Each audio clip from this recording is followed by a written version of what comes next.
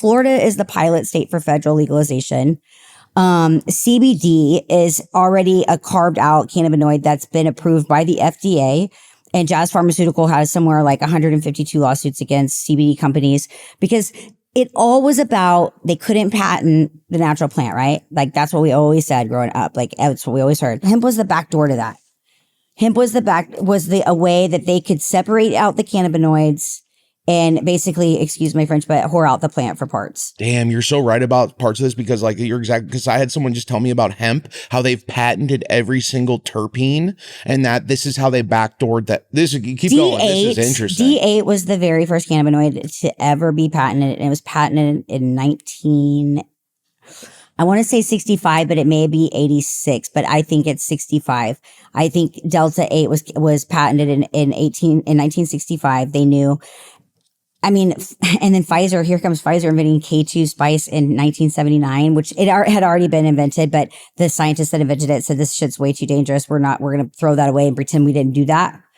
And then Pfizer came along in 1979 and was like, oh, what's this? And anytime you hear about K spice coming in or K2 or spice coming into the industry, into the market, it's always in jails. It's always where the government is, you know? I mean, and yeah, we're going to see legalization, but how we're going to see legalization is going to be is really the next step, I guess. They're going to try to separate out high potency cannabis. All of the money's in the oil, okay? Because cannabis plant, the hemp plant replaces everything that the petroleum industry does. Everything. And so it literally hemp could be its own, it could be its own petrodollar. Like its own industry. It could be like, it could back the dollar, but wow. Yeah. I mean, it's that, and they know it. They know there's not a single field that it doesn't compete in. So you're saying we have multiple players and industries against us. Yeah, but we're all so consumed with consumption and who's growing what and who's doing this and who's doing that and who stole that from who. And like, we're all caught up in this distraction that we can't see the global play that's actually really going on right now. And there's a huge global play going on right now. We don't see it because we're still not allowed to cross state lines. Meanwhile, Canada's up there, like import, export to 20 different countries.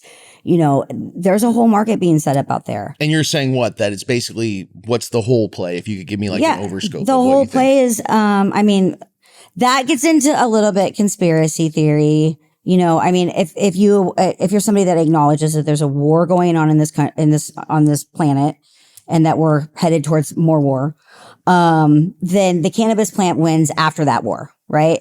Up until that point, we're all going to be fighting about it. Everyone's fighting. But there's a spiritual war going on, and there has been since COVID. And cannabis is at the center of it. And anyone who gets close to the plant has probably, most likely 99.9% has gone through it the last 5 years. It's like mercy, white flag, I've had enough. Like just when you think that you've gone through the very worst thing that you've ever gone through, here comes another one. Just to remind you that the last one wasn't so bad. You know, and like I found that like we're all going through the same things. We're all going through similar experiences. And it just seems to be the people that stay true to the plant, that are close to the plant.